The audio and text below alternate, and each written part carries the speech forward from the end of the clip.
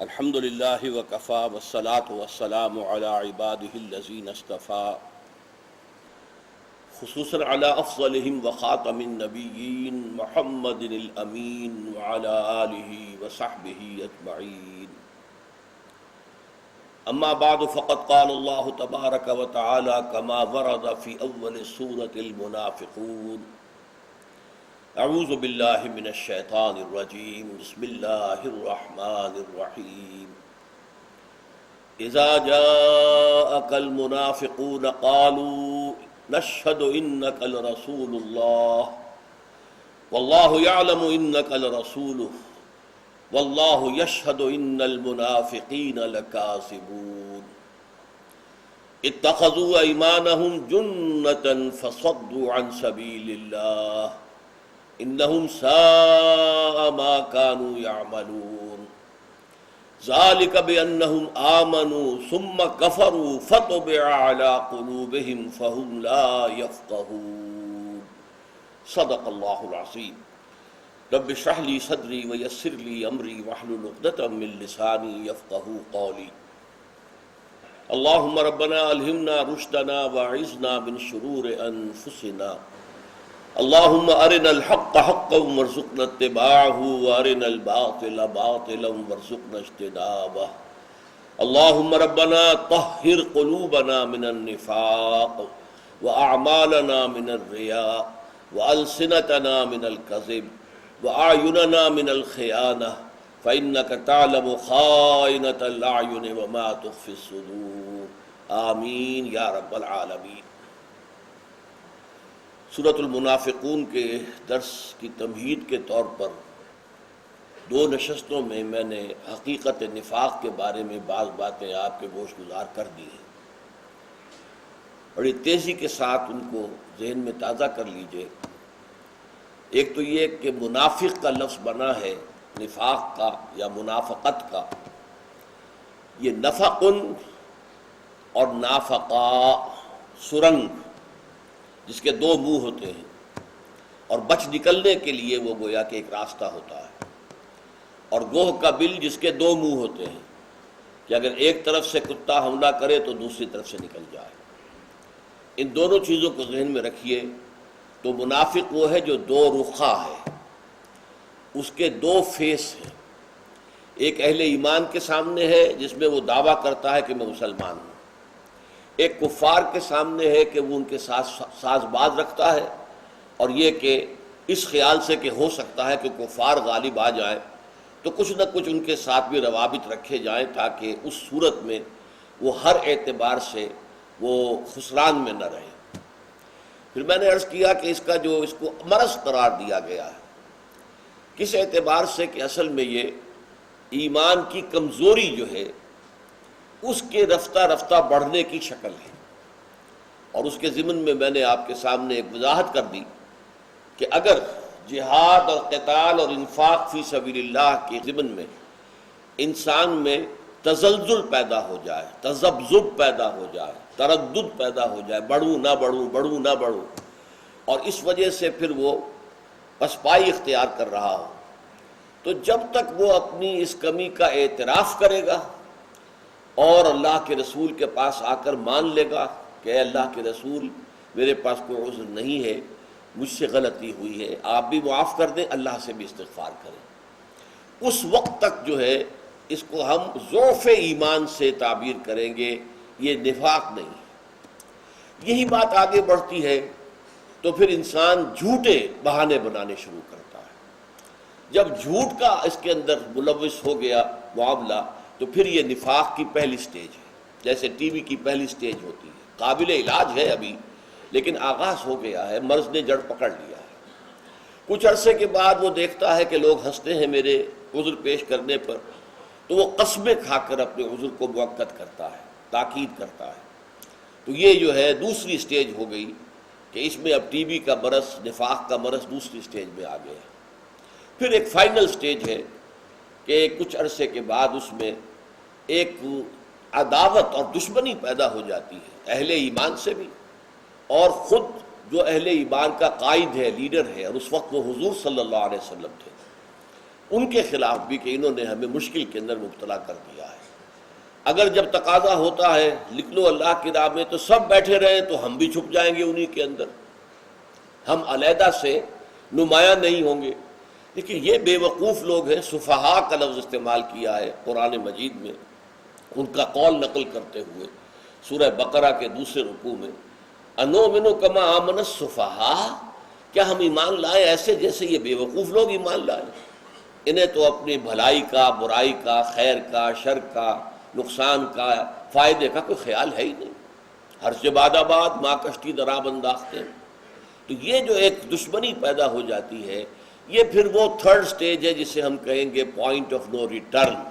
اب اس کے بعد اصلاح کی کوئی گنجائش نہیں، اور پھر دو فیصلے صادر ہو جاتے ہیں اللہ تعالیٰ کی طرف سے کہ اب یہ منافقین جہنم کے سب سے نچلے طبقے کا ایندھن بنیں گے، اور دنیا میں یہ نبی صلی اللہ علیہ وسلم کے استغفار سے محروم کر دیے گئے۔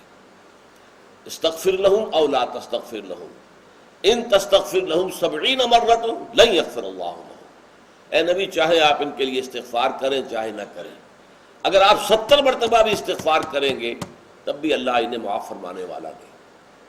تو بس ان چیزوں کو ذہن میں رکھیے، اور اب آئیے ایک ایک آیت کے ساتھ ہم اس مفہوم کو، اور یہ چیزیں جو میں نے دوبارہ آج تازہ کرا دی ہیں ذہن میں ہوں گی تو انشاءاللہ بہت آسانی سے ہم اس درس کے اندر آگے بڑھ جائیں گے۔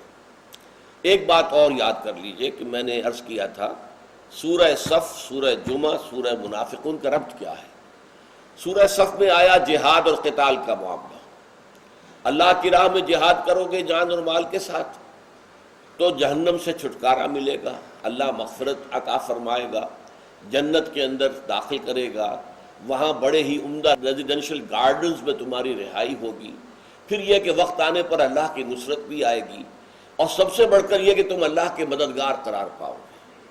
اگر نہیں کرتے ہو تو یہ گویا کہ قول اور عمل کا تضاد ہے جس میں لینے کے بجائے دینے پڑ جائیں گے، اللہ کا غضب آئے گا۔ اور اللہ کو تو محبوب وہ لوگ ہیں جو جہاد کی آخری منزل پر پہنچ جاتے ہیں، یعنی قتال۔ ان اللہ یحب الذین یقاتلون فی سبیلہ صفا کانہم بنیان مرصوص۔ اس کے بعد سورہ جمعہ میں فرمایا گیا کہ در حقیقت جو اس مقصد کے لیے مردان کار کو حاصل کرنے کا ذریعہ قرآن کا میگنیٹ ہے، یہ قرآن کھینچ لے گا جن کے اندر بھی فطرت انسانی جو ہے وہ کسی درجے میں برقرار ہے، اور پھر ان کی تربیت بھی اسی قرآن سے ہوگی، اسی سے ایمان جو ہے ان کے رگ و پے میں سراج کر جائے گا۔ جب ایمان باللہ ہوگا تو ظاہر بات ہے کہ اللہ کی رضا حاصل کرنے کے لیے جان، مال، تن، من، دھن لگانے کو تیار ہوگا۔ جب ایمان بالآخرہ ہوگا تو اسے معلوم ہوگا کہ میں اگر یہاں پر جان دے رہا ہوں تو میرا تو استقبال ہو رہا ہے جنت کے اندر، اور یوم حساب کا بھی میرا انتظار نہیں ہوگا، بلکہ میں تو سیدھا جنت میں چلا جاؤں گا۔ اور یہ کہ میں اگر اللہ کی راہ میں کچھ خرچ کر رہا ہوں تو یہ تو میں اللہ کے بینک میں ڈپازٹ کر رہا ہوں جہاں 700 گنا تک منافع مجھے ملے گا۔ لہذا ایمان بالآخرت ہو، ایمان باللہ ہو تو ظاہر بات ہے پھر اس راہ میں کوئی رکاوٹ نہیں آتی۔ البتہ جب انسان اس سے کترانے لگتا ہے تو پھر وہ پہلے مرض، بیماری، پھر نفاق کی پہلی منزل، پھر نفاق کی دوسری منزل، اور پھر نفاق کی آخری اور مہلک ترین منزل تک انسان پہنچ جاتا ہے۔ اعوذ باللہ من الشیطان الرجیم۔ اذا جاءک المنافقون قالوا نشہد انک لرسول اللہ۔ اے نبی جب آپ کے پاس منافق آتے ہیں اور وہ یہ کہتے ہیں کہ ہم حلفیہ کہتے ہیں، یہاں نشہدو جو ہے یہ در حقیقت قسم کھانے اور حلفیہ بیان کرنے کے، ہم حلفیہ کہتے ہیں کہ آپ اللہ کے رسول ہیں۔ اس کا ایک پس منظر ہے۔ دیکھیے ابتدا میں جبکہ ابھی نفاق نے پوری شکل اختیار نہیں کی تھی تو جو لوگ ڈگمگا رہے تھے ان کا اصل مرض کیا تھا؟ انہیں اصل میں پورا یقین حضور کی نبوت و رسالت پر نہیں تھا۔ ان کا دعویٰ کیا تھا؟ ہم اللہ کو مانتے ہیں، توحید کے ساتھ مانتے ہیں، آخرت کو مانتے ہیں۔ انہوں نے ایمان بالرسالت کا دعویٰ اس وقت نہیں کیا۔ اس کی مثال آپ کے سامنے ہے سورہ بقرہ کی آیت نمبر 8۔ وَمِنَ النَّاسِ مَن يَقُولُ آمَنَّا بِاللَّهِ وَبِالْيَوْمِ الْآخِرِ وَمَا هُم بِمُؤْمِنِينَ۔ اب یہاں پر ایمان بالرسالت کا ذکر نہیں ہے۔ انہوں نے جو دعوے کے ساتھ بات کہی وہ کیا تھی کہ ہم تو اللہ پر ایمان رکھتے ہیں اور یوم آخر پر ایمان رکھتے ہیں، اور وہ بات چھپی رہ گئی کہ ہم اصل میں جو متردد ہیں یا مذبذب ہیں وہ ایمان بالرسالت کے بارے میں ہے۔ یہی وجہ ہے کہ وہ یہ کہتے تھے کہ ابھی اللہ کی کتاب میں تو حکم قتال آیا نہیں، اور محمد رسول اللہ صلی اللہ علیہ وسلم نے خود بخود شروع کر دیا، تو یہ ایک مصیبت ہے جو ہم پر انہوں نے لا کے ڈال دی ہے۔ لہذا جب اس کے بعد یہ نفاق جو ہے خوب کرسٹل کلیئر ہو کر آ گیا، جس کا ذکر سورہ نساء میں ہے، اور وہاں معلوم ہوا کہ ان کا اصل روگ جو ہے وہ ایمان بالرسالت کی کمی ہے، رسول پر ایمان اور یقین نہیں۔ بڑی مفصل بحثیں آپ کو ملیں گی سورہ نساء میں۔ تو اب جب یہ بات سامنے آئی تو اب جب وہ آئے تو یقین دلانے کے لیے اپنے اسلام کی اور ایمان کی خاص قسم کھائی ہے کہ نہیں، ہم مانتے ہیں آپ کو اللہ کا رسول، ہمارے بارے میں یہ گمان نہ کیجئے کہ ہم آپ کی رسالت کے قائل نہیں ہیں۔ اذا جاءک المنافقون قالوا نشهد انک لرسول اللہ واللہ یعلم انک لرسول۔ بڑا پیارا انداز ہے، اور اللہ جانتا ہے کہ آپ اس کے رسول ہیں، بلکہ میں ترجمہ کیا کرتا ہوں اللہ سے بڑھ کر کس کو معلوم ہے کہ آپ اللہ کے رسول ہیں؟ اللہ ہی نے تو آپ کو رسول بنایا ہے، آپ کو چنا ہے، آپ کے پاس اپنی وحی بھیجی ہے، تو اللہ سے بڑھ کر کس کو معلوم ہوگا کہ آپ اللہ کے رسول ہیں؟ واللہ یشہد ان المنافقین لکاذبون، لیکن اللہ گواہی دیتا ہے کہ یہ منافق جھوٹے ہیں۔ اب یہاں بھی ایک مسئلہ پیدا ہو گیا، جو بات وہ کہہ رہے ہیں وہ سچی ہے، نشہد انک لرسول اللہ، اس میں کیا جھوٹ ہے؟ یہ بات تو سچی ہے، لیکن وہ جھوٹے ہیں کس معنی میں؟ ان کے دل میں حقیقت میں آپ پر ایمان موجود نہیں ہے، یہ جو کچھ کہہ رہے ہیں وہ ان کی قلبی کیفیت کی صحیح عکاسی نہیں ہے، یہ ان کی باطن کی صحیح ترجمانی نہیں ہے۔ یہی بات ہے جو ایک موقع پر بڑے خوبصورت انداز میں کہی تھی حضرت علی رضی اللہ تعالی عنہ نے، جب خوارج نے ان الحکم الا للہ، حکم تو اللہ کے سوا کوئی ہو ہی نہیں سکتا، یہ علی نے کیسے حکم مان لیا دو آدمیوں کو؟ یہ تو کفر کیا علی نے، انہوں نے حضرت علی پر کفر کا فتویٰ لگایا۔ بات کیا تھی کہ کوئی انسان حکم ہو ہی نہیں سکتا، حاکم تو اللہ ہے۔ تو حضرت علی نے بہت پولائٹلی کہا کلمۃ حق ارید بہ الباطل، جو کچھ وہ کہہ رہے ہیں وہ حق ہے، ان الحکم الا للہ، اصل حکم اللہ ہے، اصل حاکم اللہ ہے، لیکن اس سے جو ان کی مراد ہے وہ باطل ہے۔ تو بظاہر کوئی شخص جو بات کہہ رہا ہے وہ مطابق واقعہ ہے، اس اعتبار سے غلط نہیں ہے، جھوٹ نہیں ہے، لیکن چونکہ خود کہنے والے کو اس پر یقین نہیں ہے لہذا وہ جھوٹا ہے۔ یہ ہے صورتحال منافقت کی، اور یہ اس کی پہلی منزل ہے۔ واللہ یشہد ان المنافقین لکاذبون، اب یہاں کذب کا لفظ آیا ہے پہلی آیت میں، یہ جھوٹے۔ میں نے عرض کیا تھا کہ نفاق کی جو پہلی سٹیج ہے وہ جھوٹ ہے، وہ جو احادیث ہیں عملی نفاق کے ضمن میں بھی، اس میں بھی پہلی بات کیا ہے؟ اذا حدث کذب واذا اؤتمن خان واذا خاصم فجر، یہ جو آئی ہیں علامات، واذا وعد اخلف، تو یہ علامات جو ہے ان میں پہلے آتا ہے جھوٹ بولنا، اور میں عرض کر چکا ہوں کہ جھوٹ سے ہی در حقیقت نفاق کا آغاز ہوتا ہے، اگرچہ وہ پہلی سٹیج ہے۔ تو پہلی آیت میں پہلی سٹیج کا ذکر ہے۔ اب دوسری آیت کی طرف آئیے، اتخذوا ایمانہم جنتا فصدوا عن سبیل اللہ، انہوں نے اپنی قسموں کو ڈھال بنا لیے، جنہ، جیسے کہ آپ اب رمضان مبارک بہت قریب آ گئے ہیں تو آپ خطبوں میں حدیثیں سنیں گے، الصوم جنۃ، روزہ جو ہے وہ ڈھال ہے، اگر کوئی آپ سے لڑے تو آپ لڑے نہیں، جواب نہ دے کوئی، بلکہ کہے بھائی میرا روزہ ہے، میں آپ کو اس وقت جواب نہیں دے سکتا، وہ گالیاں دے رہا ہے تو سننے اور چپ ہو جائے، الصوم جنۃ۔ یا یہ کہ نفس کے اندر کوئی برائی کی خواہش پیدا ہوئی ہے تو وہ روزہ جو ہے ڈھال بن کر تمہیں روک لے کہ میں روزے سے، تو اس اعتبار سے جنہ کہتے ہیں ڈھال کو۔ تو جیسے ہم کہتے ہیں دو دھاری تلوار، وہ ادھر بھی کاٹ رہی ہے ادھر بھی کاٹ رہی ہے، اسی طریقے سے یہ دو دھاری یا دو طرفہ ڈھال ہے۔ ایک طرف تو وہ اچھا ایمان یمین کی قسم ہے کی جمع ہے، اور یمین کے معنی قسم، انہوں نے اپنی قسموں کو ڈھال بنا لیا ہے، یعنی کہیں مطالبہ آتا ہے انفاق کا تو کہتے ہیں حضور ہمارے پاس تو آج کل کچھ ہے ہی نہیں، خدا کی قسم میں تو بالکل خالی ہوں، مفلوق الحال ہوں۔ تو گویا کہ ڈھال بنا لیا اس مطالبے سے بچنے کے لیے اپنی قسم کو۔ اللہ کی راہ میں نکلنے کا حکم آیا، نکلو اللہ کی راہ میں، تو خدا کی قسم میری یہ مجبوری ہے، یہ معاملہ ہے، یا میں اس اعتبار سے مریض ہوں، یا یہ کہ میرے یہ مسائل ہیں، میں گھر چھوڑ کر نہیں جا سکتا۔ تو ایک تو یہ ڈھال ہو گئی۔ دوسری ڈھال یہ ہے کہ اگر بعد میں باز پرس ہوئی، جیسے غزوہ تبوک کے واپسی پر پھر حضور نے باز پرس کی ان لوگوں سے، اس لیے کہ غزوہ تبوک کے لیے نفیر عام تھی، ہر شخص، ہر مسلمان نکلے اور چلے۔ مقابلہ جو ہے وقت کی عظیم سلطنت رومن امپائر سے ہے، جیسے آج پاکستان کا کوئی مقابلہ امریکہ کے ساتھ ہو جائے تو ظاہر بات ہے پوری قوم جب تک کہ کھڑی نہ ہو جائے، ہر ایک شخص جو ان میں سے سپاہی نہ ہو اور ایک پیپلز آرمی وجود میں نہ آ چکی ہو، تو مقابلہ تو نہیں ہو سکتا۔ لہذا اس وقت حضور 30,000 صحابہ کو لے کر گئے، تو اس وقت جو نہیں گئے واپسی پر ان سے جواب طلبی ہوئی، وہاں انہوں نے قسمیں کھا لی، حضور یہ تھا، یہ تھا، یہ تھا، یہ تھا۔ اور حضور کا معاملہ یہ ہے کہ خوب جانتے بوجھتے کہ یہ جھوٹ بول رہے ہیں، لیکن آپ کی مروت کا تقاضا یہ ہوتا تھا کہ آپ یہ نہیں کہتے تھے کہ تم جھوٹ بول رہے ہو، اور خاص طور پر جب کوئی قسم کھا لے، اللہ کو گواہ بنا کے کہہ رہا ہوں، تو پھر آپ خاموشی سے اچھا بھائی ٹھیک ہے جاؤ چھوڑ دیتے تھے۔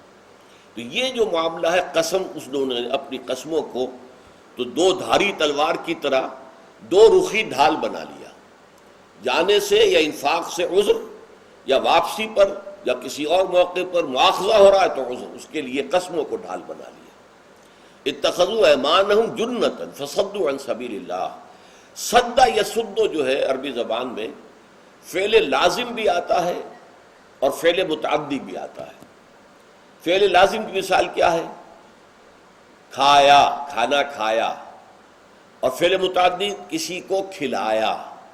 یہ کھلانا متعدی ہے، وہ فعل کسی اور تک پہنچ رہا ہے، کھانا کھلایا۔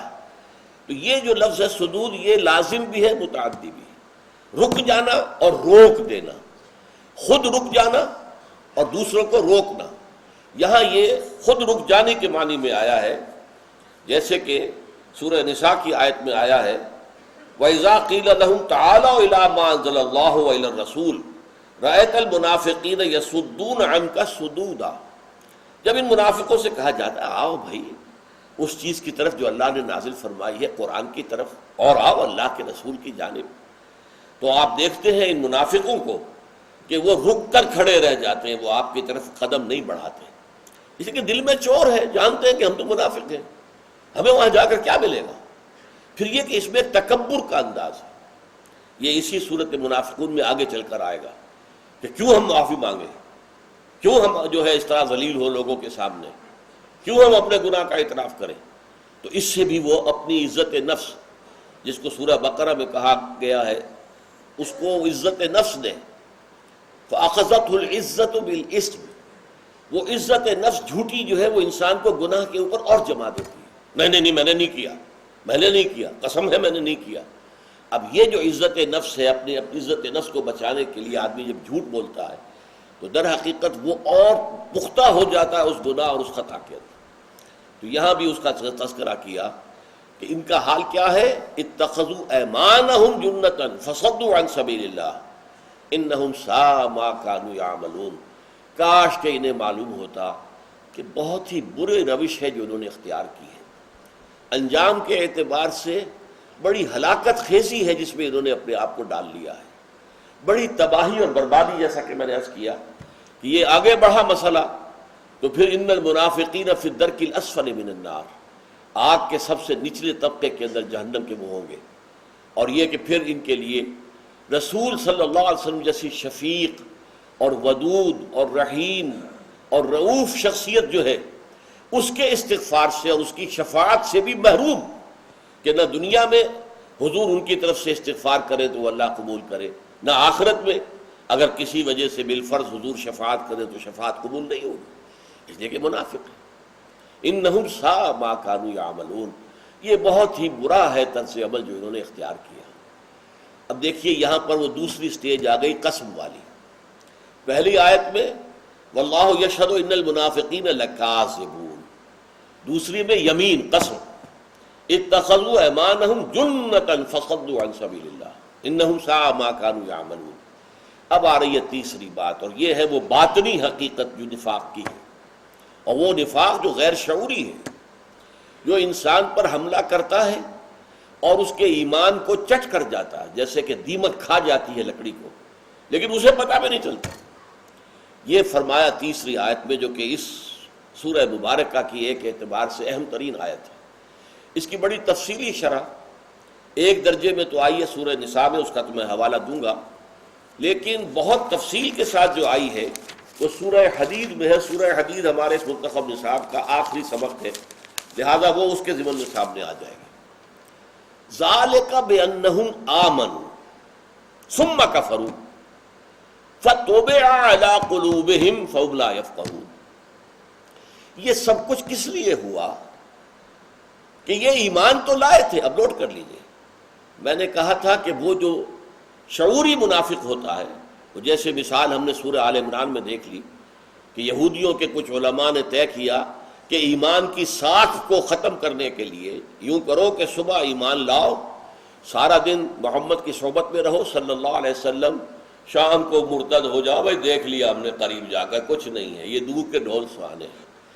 تو کچھ نہ کچھ مسلمانوں کے دلوں میں کوئی دغدغہ پیدا ہو ہی جائے گا، کوئی نہ کوئی شک شبہ۔ اچھے بھلے لوگ ہیں، عالم لوگ ہیں، بڑے نمایاں لوگ ہیں، یہ گئے تھے بڑے خلوص و اخلاص سے گئے تھے، سارا دن صحبت میں رہے ہیں، انہوں نے کچھ آخر دیکھا ہی ہوگا نا جس کی وجہ سے یہ چھوڑ کر آ گئے، کوئی اور برائی ان کی نگاہ میں آئی ہوگی، تو شیطان کو وسوسہ اندازی کا موقع مل جاتا ہے۔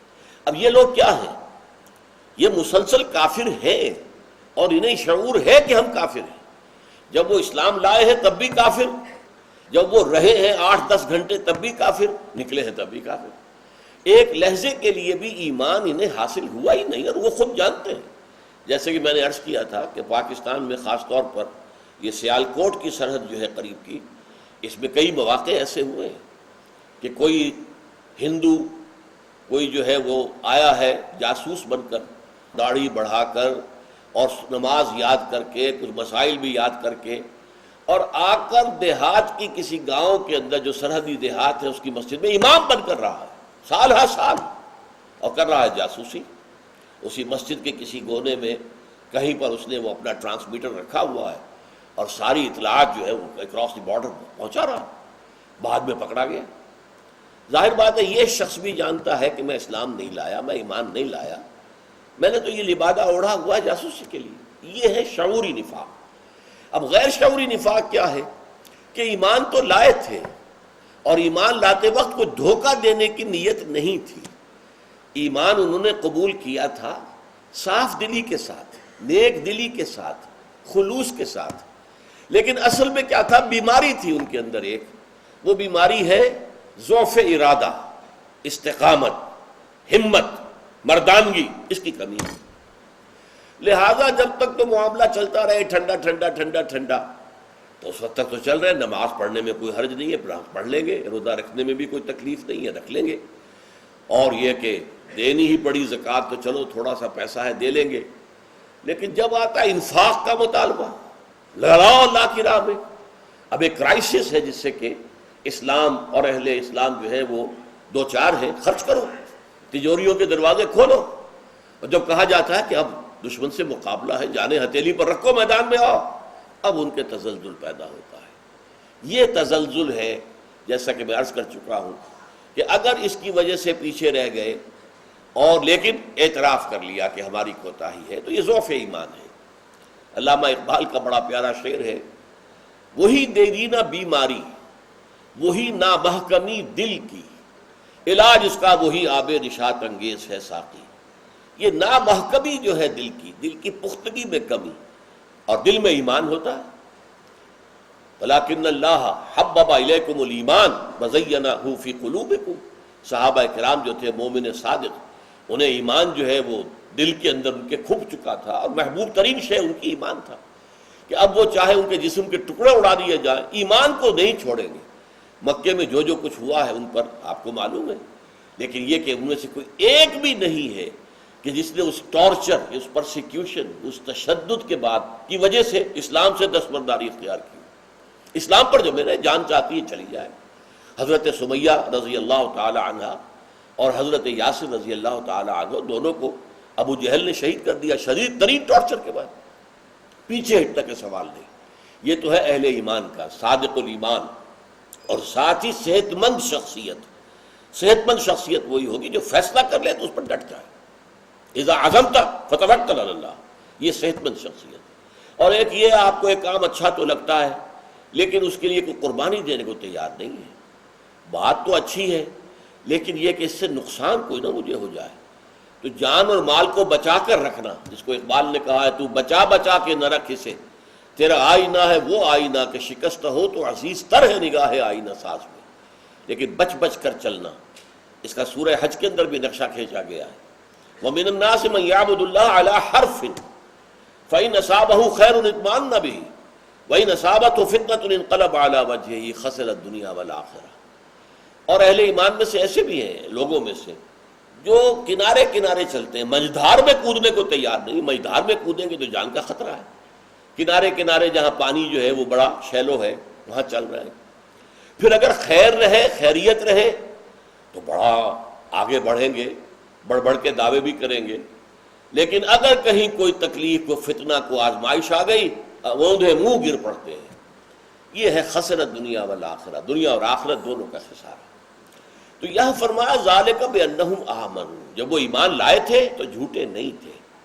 انہوں نے واقعتاً صحیح طور سے خلوص دل کے ساتھ جو ہے وہ ایمان قبول کیا، لیکن شخصیتیں بیمار تھیں، ان کے اندر ارادے کی پختگی نہیں تھی، ان میں عزیمت نہیں تھی، ان میں استقامت نہیں تھی، ان میں ہرچ بادہ باد والی کیفیت نہیں تھی.